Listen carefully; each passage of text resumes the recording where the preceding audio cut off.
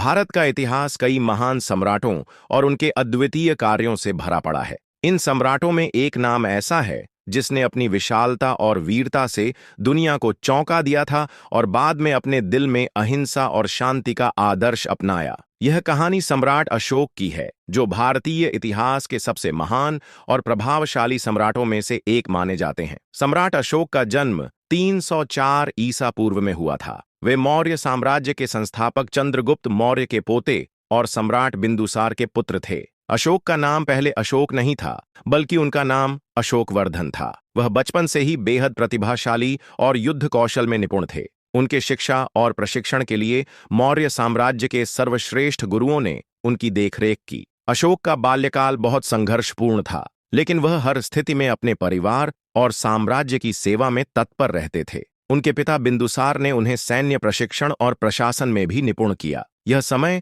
उनकी जीवन की सबसे महत्वपूर्ण घड़ी थी, क्योंकि इस समय से ही उनके व्यक्तित्व में सैन्य शक्ति और प्रशासन की कुशलता का विकास हुआ। सम्राट बिंदुसार के शासनकाल में अशोक को दक्षिणी क्षेत्रों में भेजा गया था, जहां उन्होंने कई अभियानों में भाग लिया और विजय प्राप्त की। यह समय अशोक के लिए काफी संघर्षपूर्ण था, क्योंकि अपने पिता की तरह सम्राट बनने की उनकी ख्वाहिश थी, लेकिन उनके भाई उनकी सत्ता के लिए खड़े थे। अशोक ने अपने भाइयों को हराकर सत्ता में अपनी जगह बनाई और 268 ईसा पूर्व में मौर्य साम्राज्य का सम्राट बने। उनके सम्राट बनने के बाद भारत का एक बड़ा हिस्सा मौर्य साम्राज्य के अधीन आ चुका था। यह उनका शौर्य और युद्ध कौशल था, जिसने उन्हें अपनी ताकत और साम्राज्य में सफलता दिलाई। सम्राट अशोक का शासन बहुत ही शांति और समृद्धि का था, लेकिन उनके जीवन का सबसे बड़ा मोड़ कलिंग युद्ध 261 ईसा पूर्व के समय आया। कलिंग, जो आज ओडिशा में स्थित है,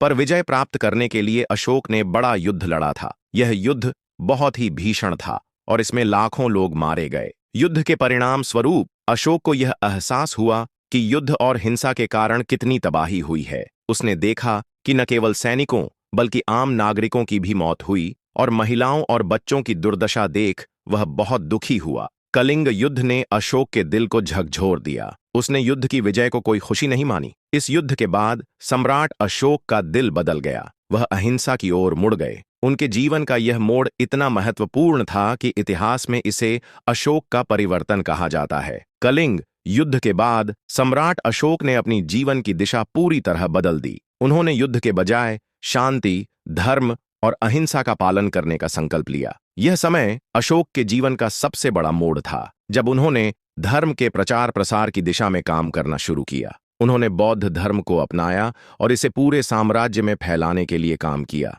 उन्होंने बौद्ध धर्म के सिद्धांतों को अपनी नीतियों में शामिल किया और अपने साम्राज्य के नागरिकों को भी अहिंसा और धर्म के रास्ते पर चलने के लिए प्रेरित किया। अशोक ने बौद्ध भिक्षुओं को भेजा, जो दूर दूर तक बौद्ध धर्म का प्रचार करते थे। उन्होंने बौद्ध धर्म के सिद्धांतों को सुनने और समझने के लिए साम्राज्य के विभिन्न हिस्सों में धार्मिक सभाएं आयोजित की। इसके अलावा उन्होंने मौर्य साम्राज्य में न्याय और समानता के लिए कई सुधार किए। उनके द्वारा किए गए सुधारों ने भारतीय समाज में एक नई दिशा दी और समाज में धार्मिक और सामाजिक एकता को बढ़ावा दिया। सम्राट अशोक ने अपने साम्राज्य में कई बड़े सुधार किए। उन्होंने अपने शासन में धर्म की शिक्षा को फैलाने के लिए कई शिलालेख बनवाए, जो आज भी हमारे इतिहास का एक अमूल्य धरोहर हैं। इन शिलालेखों में अशोक के धर्म, अहिंसा और साम्राज्य के विकास के बारे में लिखा गया है। ये शिलालेख विभिन्न स्थानों पर खुदवाए गए थे, जैसे कि बिहार, उत्तर प्रदेश, ओडिशा, राजस्थान और मध्य प्रदेश के कई हिस्सों में। अशोक ने शांति और अहिंसा के प्रचार प्रसार के लिए कई धार्मिक स्तूपों का निर्माण भी करवाया। ये स्तूप आज भी उनके द्वारा किए गए कार्यों का प्रतीक हैं। इसके अलावा उन्होंने यह सुनिश्चित किया कि उनके साम्राज्य में कोई भी व्यक्ति भेदभाव या हिंसा का शिकार न हो और सभी को समान अधिकार मिले। सम्राट अशोक का निधन 232 ईसा पूर्व में हुआ। उनके बाद मौर्य साम्राज्य कमजोर हुआ, लेकिन अशोक का योगदान भारतीय इतिहास में अमर रहेगा।